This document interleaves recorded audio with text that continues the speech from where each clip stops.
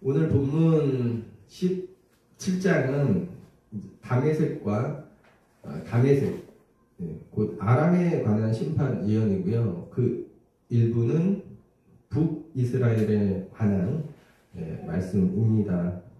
아람과 북이스라엘은 약 3년간 남유다를 에워싸고요. 반아수르 동맹에 가담하라고 이제 압박을 하였죠. 이때 남유다는 아수르에게 군사 원조를 요청했고, 결과적으로 아람은요 아수르에게 이제 멸망하게 되고요. 북이스라엘은 이때 멸망하지는 않지만 북쪽 지역 영토를 대부분 아수르에게 이제 빼앗기게 되었습니다. 결국 유다에서 다윗 왕조를 단절시키려 했던 하나님의 약속을 깨려고 했던 그들의 계획은 실패하고 오히려 아람과 북이스라엘은 이제 망하게 되었습니다. 자, 오늘 보면 1절부터 보면요, 1절에서 다메섹에 관한 경고라고 합니다. 이 다메섹은 아람의 수도니까 이는 아람에 대한 말씀인데, 장차 다메섹이 성읍을 이루지 못하고 무너진 무더기가 될 것이라는 말씀이 있어요. 이는 다메섹의 성읍들이 무너져서 이제 돌무더기만 남게 될 것이다, 이런 경고이고요. 2절에서는 이제 아로엘이라는 곳이 나오는데, 이곳이 버림을 당하고 양무리를 치는 곳이 되겠고, 양이 그곳에 누워 있는데 그 양들을 놀라게 할 사람이 없을 것이다, 이런 말씀입니다. 근데 아로엘은요 이제 모압의 성읍이거든요. 그래서 이제 이는 두 가지로 볼 수 있겠는데, 반아수르 동맹에 함께했던 그 모압에 대한 심판 예언으로 볼 수 있겠고요. 또 하나는 이미 아람 밑으로 들어가게 된 그 모압에 관한 말씀으로 볼 수도 있을 것 같습니다. 그때의 상황이 어찌 되었든 정확치는 않기 때문에 어찌 되었든 간에 이제 그 메시지 자체는, 이곳이 이제 본래 농경지거든요. 농경지는 이 농부들이 가꾸는 곳이잖아요. 근데 이곳이 버림을 당해서 목초지와 같이 변하게 된다라는 거예요. 그리고 여기서 말하는 이 목초지는, 양이 누워있는 목초지는 사람들이, 양치기들이 이렇게 양을 치는, 보살피는, 가꾸는 그런 목초지가 아니라 그 땅이 버려진 바 되어서 완전히 버려졌기 때문에 이제 양들이 와서 그곳에 막 이렇게 누워 있어도 그 양들을 놀라게 할 사람조차도 없게 될 거란 그런 말씀이죠. 3절에서는 아람과 북이스라엘의 남은 자가 이제 멸절할 것이란 무서운 말씀인데, 그런데 가만히 보면 북이스라엘은 이제 요새가 망하게 될 것이라는, 또 아람은 반대로 이제 왕정 자체가 멸절하게 된다는 그런 말씀인데요. 실제 이제 이 결과, 이때 아람은 완전히 멸망하게 되고요. 북이스라엘은 이제 요때 망하진 않거든요. 이제 요때는 북쪽 지역 영토를 이제 아수르에게 빼앗기게 되고, 나중에 좀 더 있다가 완전히 나라가 망하게 되죠. 그런데 3절에 보면 좀 오해할 수 있는 말씀이 있어요. 이제 그들이 멸절하게 되는데 이스라엘 자손의 영광같이 될 것이라 말씀이 있어요.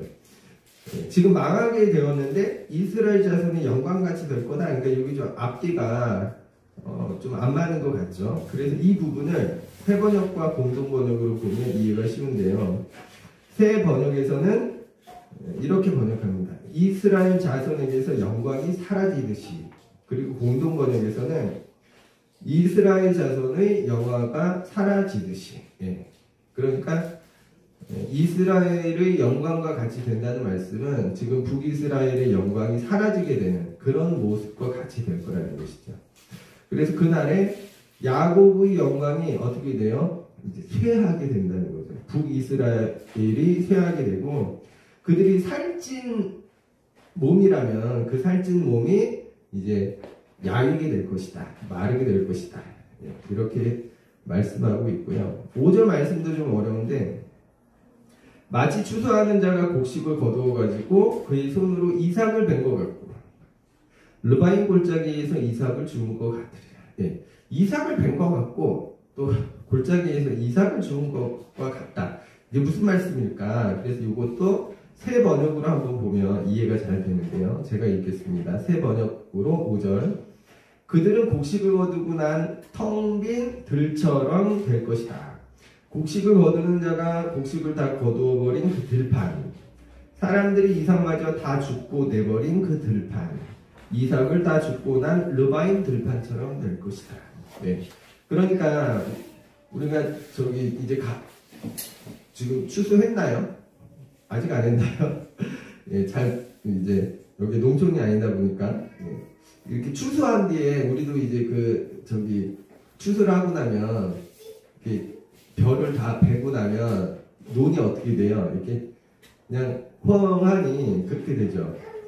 마치 그와 같이 된다는 거예요. 또 이삭을 줍는 게 나오는데 그렇게 이제 추수를 하고 나면 또 그 다음으로 진행되는 게 이삭을 줍는 일인데 이제 이삭마저 다 죽고 나면 그 들판에 이제 그 필요성이 떨어지게 되잖아요. 이제 버려진 것처럼 내버려진 것 같이 되는 그런 들판과 같이 될 거라는 이제 말씀입니다. 그런데 6절에서는 그렇더라도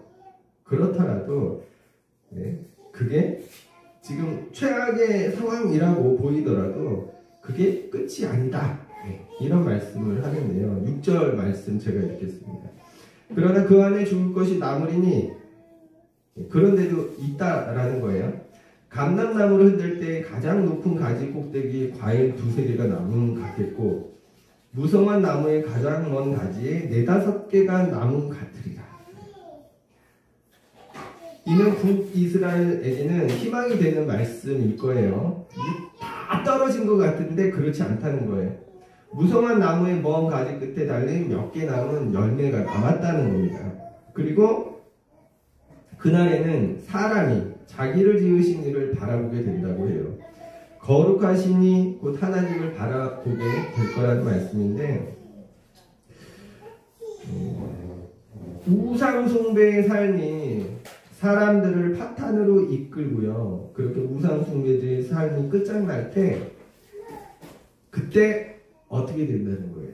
하나님을 향해 눈길을 돌리게 된다는 그런 말씀이 되겠습니다.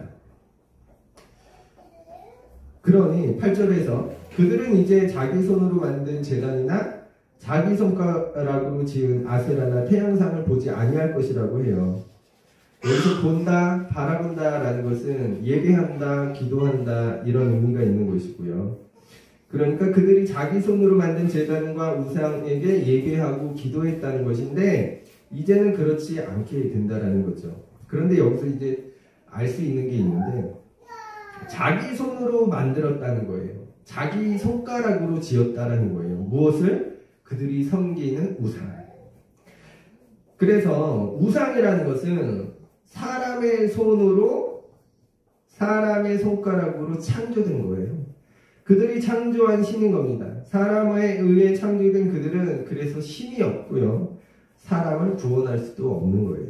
다만 그들의 창조에는 인간의 탐욕이 있기 때문에 그래서 우상 숭배의 끝은요. 탐욕으로 인한 파멸일 수밖에 없는 겁니다. 그리고요. 그날의 그 견고한 성읍들이 곧 우상의 성읍들이 황폐하게 될 것이라고 하는데 왜냐하면 10절에 그 이유가 나옵니다. 10절은 공동번역으로 제가 읽겠습니다.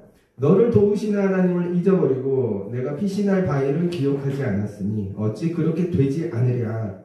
내가 아도니스 신의 동산을 꾸미고 다른 신의 포도 묘목을 심어. 그들이 망하는 이유가요. 너를 도우시는 하나님을 잊었다는 거고요. 너희가 피신할 그 바위를 곧 하나님을 기억하지 않았기 때문에 오히려 그 하나님이 아닌 이방신들로 그 동산을 꾸미고 다른 곳에서 신들을 데려와서 거기에 옮겨 심었다라는 거예요. 호세아서에 따르면 북이스라엘이 아수르에게 멸망당하는 그 직접적이고 정치적인 이유를 나타내는데 그게 뭐냐 하면 애국과의 동맹을 지적해요. 강대국에 대한 무조건적인 의존이 곧 하나님을 무시하는 행위라는 겁니다. 믿음이 없는 행동이라는 거예요. 그래서 오늘 본문에서는 이렇게 말씀하시는 거예요. 너는 너를 도우시는 구원의 하나님을 잊었다. 너를 도우시는 하나님이 계신데 왜 다른 나라에 의존하느냐 하는 것이고요. 바로 그 하나님이 너희가 피할 그 피난처인데 왜 그곳으로 피하지 않고 다른 곳으로 피했느냐 하는 것이죠. 그래서 너희가 망하는 것이 당연한 것 아니냐라는 거예요. 너희의 정말 구원이 되고 너희의 정말 피할 곳이 되는 그곳이 아니라 다른 곳을 향하고 다른 곳을 피난처로 삼았기 때문에. 그래서 11절에서는 이제 이런 말씀이 나와요. 이제 네가 심고 그것에 아무리 노력을 해도 거둘 것이 없을 것이라네요. 그리고 이제 오늘 본문 하반절에 보면 이제 12, 14절은요, 그 위에 소제목이 이렇게 나와 있습니다. 주께서 열방을 꾸짖어 흩으시리라. 예, 아람과 북이스라엘이요, 이제 반아수르 동맹을 맺고, 이제 남유다에게도, 야, 일로 들어와라, 이렇게 압박을 한 거거든요. 그런데 이때, 아람과 북이스라엘만 있었던 게 아니고, 그 근처 나라들 있잖아요. 암몬, 모압, 그리고, 블레셋. 블레셋도, 이들 나라들도 이제 반아수르 동맹에 가담했던 나라거든요. 그러니까 지금 여기서 주께서 열방을 꾸짖어 흩으신다고 하잖아요. 여기서 열방이 뭐냐면 남유다를 공격한 나라들입니다. 그러니까 단지 아람과 북이스라엘만이 남유다를 쳐들어갔던 게 아니고 말 그대로 다국적군이었던 거예요. 그걸 이제 오늘 본문에서는 열방이라 하고 있고요. 그래서 12절에 보면 많은 민족이 소동하였고 충돌하였다고 하죠. 그러나 주님이 그들을 꾸짖어 그들이 멀리 도망하게 되고 폭풍 앞에 떠도는 티끌같이 될 것이라고 말씀하고 있는데, 이제 14절 전반부의 말씀을 보면요, 이 말씀이거든요. 보라, 저녁에 두려움을 당하고 아침이 오기 전에 그들이 없어졌나니, 이 말씀은요 이사야 37장에 나오는 이야기를 떠올리게 합니다. 아수르의 산헤립이 예루살렘을 둘러싸고 포위하고 있었는데 하나님의 천사가 어떻게 하는 거예요? 밤중에 그의 군대 18만 5천 명을 칩니다. 그래서 아침에 일어나 보니 시체밖에 없었다. 그래서 아수르의 산헤립이 이 일로 이제 돌아가게 되잖아요. 그리고 돌아가서 결국 자기 아들들에게 살해되고. 그리고 오늘 보면 마지막 절인 이 14절 하반부에서는요, 이러한 아람과 북이스라엘 또 남유다를 공격했던 그 나라들의 멸망 이유가 나오는데, 우리를 노력한 자들의 몫이요 우리를 강탈한 자들의 보응이라 이렇게 말씀하고 있습니다. 이건 무슨 말씀이에요? 하나님이 이것들을 제일 싫어하신다는 거예요. 하나님이 싫어하시는 일, 노략질하고 강탈하는 일인 거예요. 이를 다른 말로 바꾸면 포학이 되죠. 포학. 자기보다 약하고 힘없는 사람을 압제하고 갈취하는 일, 하나님이 가장 싫어하시는 일입니다. 그리고 이게 바로 아람과 북이스라엘의 심판 이유라고 오늘 본문에서 밝히고 있는 거예요. 자, 이렇게 좀 살펴보았는데, 오늘 본문에서 아람과 북이스라엘이 심판을 받는 그런 심판 예언에 관한 내용이 나오는데, 우리가 방금도 살펴보았듯이 아람과 북이스라엘이 왜 심판받는지에 관한 그 이유를 알 수 있어요. 14절에서 그들의 포악한 행위, 노략질과 강탈이 그 이유라고 밝히고 있습니다. 그런데 한편 북이스라엘의 경우에는 다른 제목도 있어요. 그게 10절인데, 너희의 그 구원의 하나님을 잊어버렸다라는 거고요. 너희의 피할 피난처이신 그 능력의 반석을 마음에 두지 않았기 때문에. 물론 북이스라엘을 가만히 보면 전혀 이해가 되지 않는 건 아닙니다. 왜냐하면 그들이 아람과 손잡은 것은 또 애국과 손잡게 된 것은 나름 그들의 최선을 선택한 거라고 볼 수 있어요. 그런데 문제가 뭡니까? 하나님이 그들에게 제외되었다는 것이겠죠. 하나님은 분명히 그들을 도우시고 구원하시는 분이시고 그들이 피할 피난처가 되시는 분이신데 또 하나님이 그걸 강조하시잖아요. 그런 나를 좀 믿어봐라 하시는 건데 이스라엘은 그 사실을 잊어버리고 오히려 하나님께 등을 돌린 것이죠. 그렇게 하나님을 잊어버리고 그들이 향한 곳은 어디예요? 우상을 숭배하는 나라들. 그들의 도움을 받고 그들을 피난처 삼았습니다. 더 나아가서 그들의 신을 섬겼던 거고요. 이는 이제 알고 보면 북이스라엘만 그런 게 아니고요. 남유다도 마찬가지였거든요. 북이스라엘이 아람과 애국을 의존했다면 남유다는 아수르를 의존했고요. 또 그들의 신을 받아들이고 섬겼거든요. 그리고 14절에서 밝히는 것처럼 남유다 역시 포악을 일삼았어요. 자기 백성들에게. 그런데 여기에는 이제 가만히 보면 상관관계가 있는 걸 알 수 있습니다. 앞에서도 언급했는데 오늘 보면 8절에 자기들 손으로 만든 제단이라 하고요. 자기 손가락으로 지은 아세라와 태양상이라고 해요. 그러니까 당시 사람들이 아세라와 태양상에 절하고 예배하며 기도한 것인데 이 우상들을 누가 만들었냐? 사람들이 자기 손으로, 자기 손가락으로 만들었다라는 거예요. 결국 무슨 말입니까? 사람이 창조한 신이라는 겁니다. 그래서 이들 우상들에게는 공통점이 있어요. 사람이 창조했기 때문에 사람의 탐욕이 가득한 거예요. 인간에 더 갖고자 하는 탐욕이 만들어낸 결과이기 때문에 이들 우상을 믿는 그 믿음의 결과도 똑같은 탐욕으로 나타나게 됩니다. 그래서 우상을 숭배하는 그 끝이 어떻게 돼요? 결국 탐욕으로 인한 파멸인 거예요. 그리고 인간의 탐욕이 불러오는 게 뭘까요? 인간의 탐욕이 어떻게 나타날까요? 그것은 나보다 약한 사람을 강탈하고 노략질하는 행위로 나타납니다. 왜냐하면 더 채워야 되니까, 더 가져야 되니까. 그래서 포악으로 나타나게 되는 거고요. 남을 압제하는 거고 억누르고 가르치게 됩니다. 그러니까 이게요, 우상 숭배와 포악의 행위가 따로 노는 게 아닙니다. 성경에서, 성서에서 알려주는 것은 우상 숭배자들이 포악하다는 것이고 그 포악의 행위에 대해 하나님이 심판하신다는 거거든요. 그래서 이게 한 세트인 거예요. 이걸 우리가 소돔 이야기에서도 발견할 수 있는 거고요. 이제 소돔 이야기도 간단히만 보면 거기서 이제 흔히 제가 여러 번 말씀드리지만 소돔 이야기에서 그 소돔의 멸망 이후를 동성애로 보는 것이 이제 과거에 많이 그렇게들 보아왔는데 이제 그 본문을 잘 보면 그 동성애가 결국 밝히고자 하는 것은 뭐냐면 나타내는 것은 우상숭배자들이라는 거예요. 우상숭배자들. 하나님을 믿지 않는 사람들이 근데 어떻게 하는 거예요? 롯의 집에서 막 문을 부수고 들어가려는 그런 폭력적인 모습이 아주 길게 서술되고 있잖아요. 그러니까 결국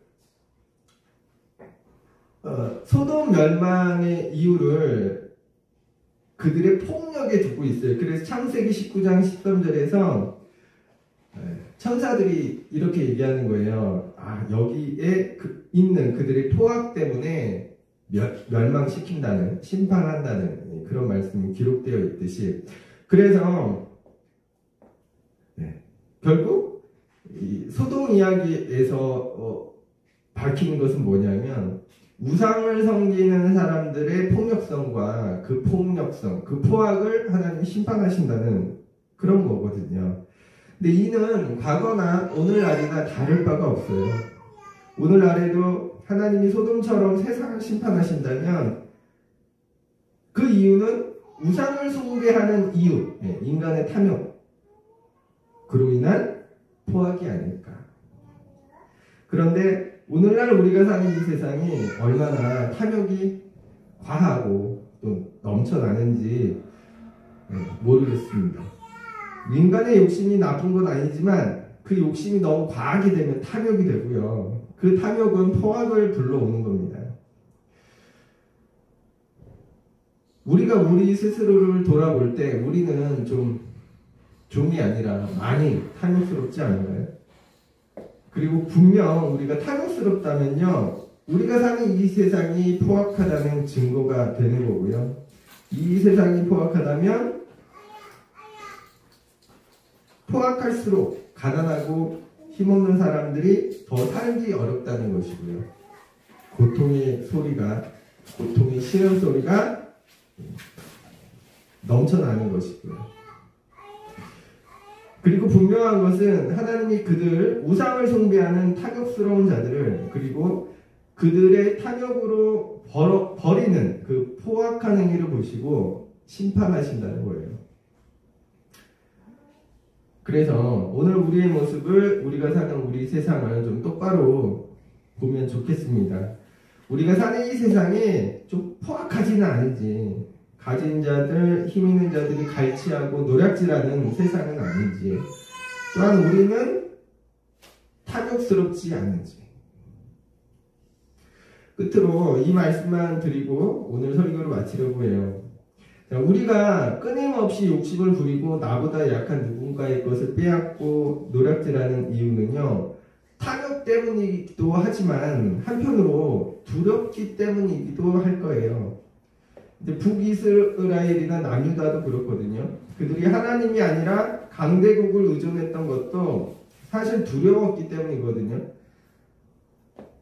그래서 그들의 힘을 의지했고, 또한 그들처럼 힘으로 나보다 약한 자를 괴롭히고 갈취해서 더 강해지려 했어요.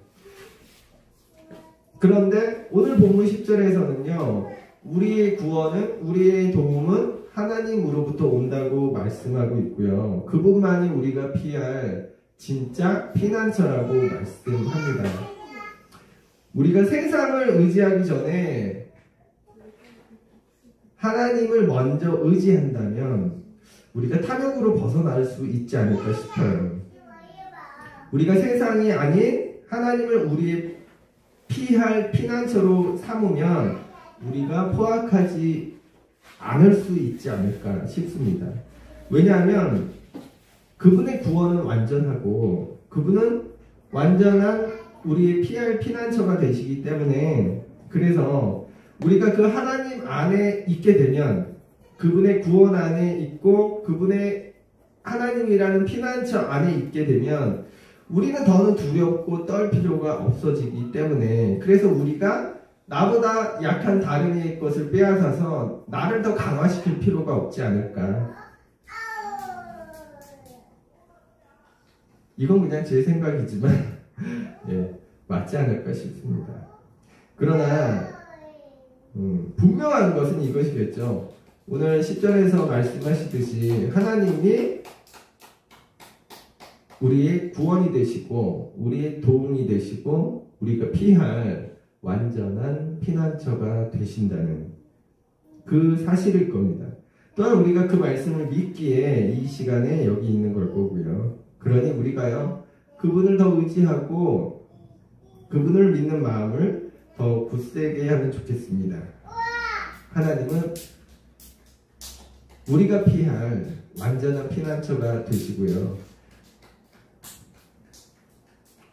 우리의 완전한 구원자가 되시기 때문에, 그리고 중요한 것은 그분은 지금도 성서 이야기 속에서만 계시는 게 아니라 우리 삶 속에서도 우리에게 손 내미시며 도와주시며 또 우리를 구원하시는 분이라는 것, 이걸 좀 기억하면 좋겠고요.